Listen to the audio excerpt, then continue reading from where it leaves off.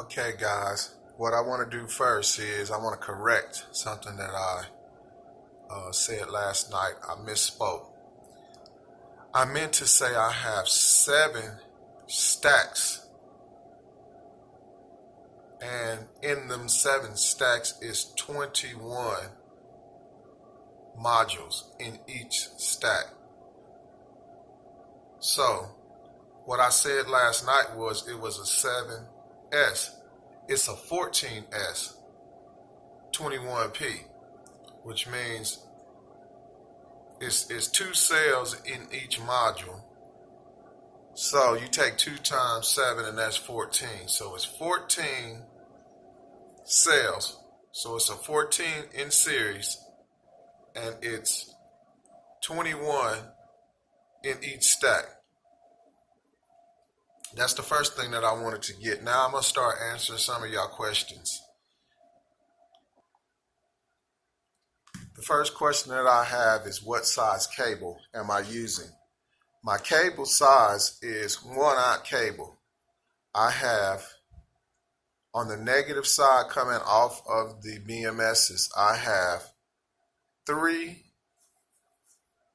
1/aught cables coming off of there. And then I have 1/aught cable coming off for each inverter. So that answers that question. Let's go to the next question. I didn't say where that question came from. That was Jose Martinez asked that question. Next question is from Off Grid Wannabe. This is not really a question. It was a comment that he said about the heat pump. I'm using a mini split. The mini split will heat or cool 1,200 square feet. The mini split running at 100% will use about 1,700 watts. 1,700 watts ain't very much compared to a heat pump that's doing a whole house, which might be like a 4-ton or maybe a 3-ton, which uses probably about 4,000 or 5,000 watts to do it. These are ductless mini splits that I'm using. And once it reaches its temperature, the thing uses very, very little electricity. Sometimes you will see it using as little as 200 watts. And that's most of the time after it reaches its temperature. So I just wanted to throw that out there in case someone wanted to know. Let's go to the next one. I just want to add one more thing. Go to Off Grid Wannabe's YouTube channel. He has good information on there. He had helped me out several times setting up my BMSs. I couldn't figure out how to download the app onto my phone, and man, he was a lifesaver. Go check him out. Off Grid by Design asked a question. He wanted to know how long do my solar panels take to charge that battery back up. We had ran this all the way down to 0. 0 is not empty on the battery. That's just what I have it set at, so I have a little reserve. So we probably use the battery down to about 40%. And it does take a long time. It takes 2 days of complete sun to charge it back up. That's why I wanted to add another 20 panels. But very rarely do we ever get to empty, to where this thing is empty, where it would take 2 days. Back when we had that storm come in, it took 2 days to get it topped off, because we are constantly using energy, and as we're using the energy, the reserve that we're not using is just dedicated to charging the battery. So it does take a while, unless it switches over to the utility power, and it takes about maybe 5 or 6 hours to top it off using the grid. But using the solar panels, yet it does take a while to charge it back up. Another question that Off Grid by Design asked is, how hard does my inverters work running the whole house. My inverters doesn't run hard at all because we use very little power. We got a full-size refrigerator. We have two deep freezers. We have outside lighting that stays on. All of our light bulbs is LED. Everything is pretty much Energy Star. We use very little, even with using that mini split.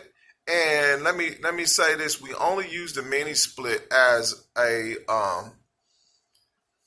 like a backup. We don't use it to run the whole house. The mini split is in our master bedroom, and we pretty much, if the lights and stuff go out, we have pellet burners that will run off this system to where we can heat with them. But the mini split just pretty much is just heating up the upstairs. If we need to, we can open up the doors and let the heat go out into the rest of the house, which we normally do. But I just wanted to say that. And but our inverters don't work very hard at all. I very rarely see this thing go over about maybe 50 amps. And that's when we are using like the microwave or using like the air fryer or something like that. And then maybe one of these freezers will kick in. But we use very little electricity, probably less than maybe 3 or 4 kilowatts per night. That's even with us running TVs and leaving them on all night long. But let me get to your next question. Go by Off Grid by Design. He has a good channel also. Watch him all the time. I'm trying to give everybody a shout out, kind of direct some traffic over there, because I know YouTube is not doing their job. It seems like they are not trying to promote people's videos. So we need to start doing that and start sending traffic your way. So if you subscribe to my channel, all of these people that I call out and that I know that they have a channel and I've personally been there and seen the content, I'm going to recommend you go there and subscribe. Let me get to the next one. Harmony Express asked,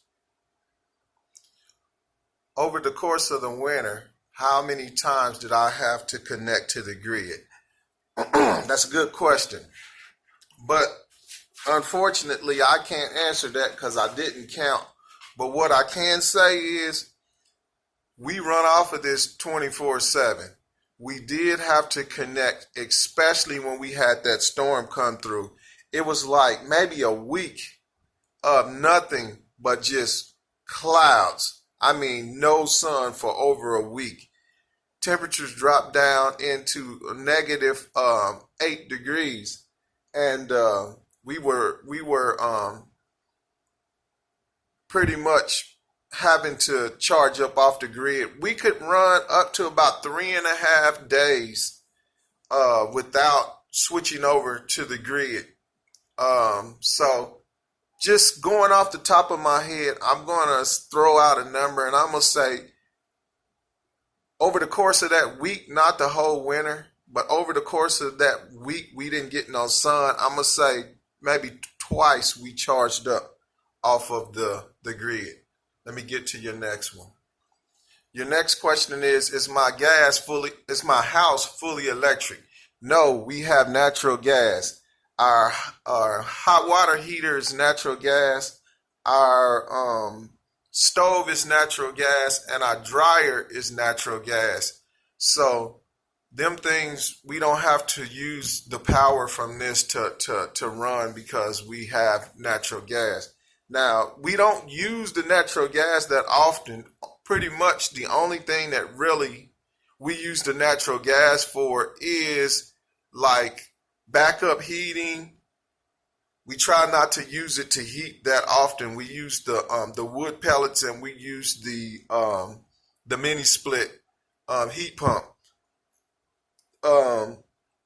The stove, we use it on there, but we hardly ever kind of use the stove. We mostly use like the air fryer, or we use the pressure cooker, or we use like a little toaster oven. So we don't use natural gas that often. So when we do, it's primarily to heat water or to cook in the oven. Heating is only for backup. Frank Z asks, where did I get the cases to go for my BMS screens? I got them from AliExpress. They were about $10 shipped. Might have went up because that was a couple of months, maybe 5 months ago. They could have went up since then, but yeah, AliExpress. Go on there and you can get them. It takes probably 3 weeks before you're gonna get them, unless you want to pay the air shipping, which most of the time the air shipping costs more than the product itself. So I just rather wait the time than spend the money. Good question. Let me get to the next one. This is not an answer to the question. This is a question I want to ask Aaron. You said to check out the new DIY BMS version. Where do I check it out? Could you give me that information? Because I sure would like to check it out. Thanks for asking that question.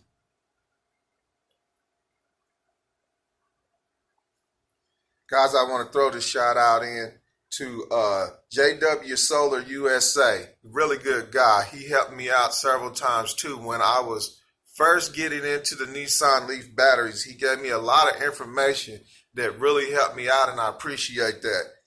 Go to his channel, subscribe to his channel.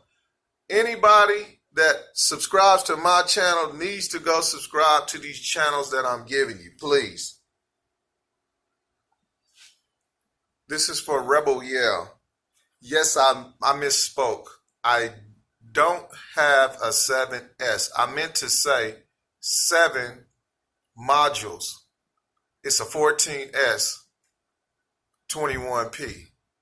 Thank you for correcting me on that, because I really misspoke. It was late. I was trying to get this video done, and I don't write anything down. I do it off the top of my head, but today I'm going off of a list that I made, so I won't make that mistake again. But normally when I do a video, I don't pre-record or pre-write anything. This is just done. I just start talking, so I made a mistake. Thank you for correcting me on that. This came from Cedric Green. He wanted to know, can I add more Nissan Leaf batteries to my stack to add more capacity? Yes, I can. I got it set up for a whole nother Nissan Leaf battery. So I can add a whole nother 49 modules onto that. And my goal was to add another 49 modules onto that, but can't find them anywhere. Everybody bought them all up. That's good, because that means people are getting prepared, and that's what I want to see. Thank you for answering that question. Get over to his channel, Cedric Green on YouTube. He has a channel. Get over there and subscribe to him. Everybody subscribe to these guys that I'm telling you, to these YouTubers, because like I said, YouTube are not doing their job. They're not wanting to promote stuff like this. Seems like they want people in situations and not being prepared for what's coming. Let's move to the next one. Okay, guys, I think I answered all the questions that came in so far. I'm pretty sure it'll be a part 2 to this question and answer, because this is just the next day, and I got more views on this video in the short period of time than I did on all of my. I believe it's some that has, went way up in count, but this one here, it seemed like a lot of people was interested in this, and we really need to start getting prepared for things like this. I'm gonna tell you this, and then I'm gonna let y'all go. I got into solar because years ago I was reading this thing called Agenda 21. I know this probably gonna get this video banned, but I'm just gonna talk about this. Agenda 21, it states that, and this was done when George Bush Senior was in office back in the 90s. I'm pretty sure y'all remember him talking about the New World Order, and not if, it's when we get it. You can go look that up on YouTube and watch the video of him talking about it. But he sent us onto this thing called Agenda 21. And in Agenda 21, it states that we're going to put smart meters on the side of everyone's house. And we're only going to allow them to have so many kilowatts per day. And after they go over a certain kilowatts, like they might only let you have 5 kilowatts per day, the smart meter would automatically turn your lights out until the next day. When I heard that, I'm like, oh no, I'm not going to be sitting in the house and letting them have control over me and my family having lights. So that's why I got into solar. I started, looking into other ways to power my house without having to deal with the light company or the government telling me when and how much electricity I can have when I'm paying for it. So that's what got me into solar. It's crazy that you call yourself running a business, but then you tell people how much they can get from your business. If you're in business to make money. You don't make money if you're not selling product. If you're not selling electricity because you cut a person off because he used 25 kilowatts and you only want him to use 5, then that's not a good business person. That's more of a person that wants to enslave you and keep you impoverished. But that was the reason why I went into solar. This video is getting a little long, but I'm going to say this. They also said that they was going to start a shortage of power, which they did. When Barack Obama was in office, he started shutting down all of our power plants using this Green New Deal. He started shutting down all our power plants, and they created a shortage of power. And when they created a shortage of power, not only can they charge you more for that power, but they also can use that for a reason to limit you on power. And these rolling blackouts, it's times where I live years ago when it got down to 10 below zero and stayed 10 below zero for over a week, and we never had a power shortage. The only time we lost power was when an ice storm or a tree fell on the power lines, and that was just temporary till they got out there and put the power lines back. These rolling blackouts are not what you think. These rolling blackouts is going to get worse and worse and worse and worse. They just gradually bringing it on you so you will accept it as being normal. This is not normal. But guys, I'm going to let y'all go. And this will be a part 2 on this. Get prepared, be ready, and have a good day.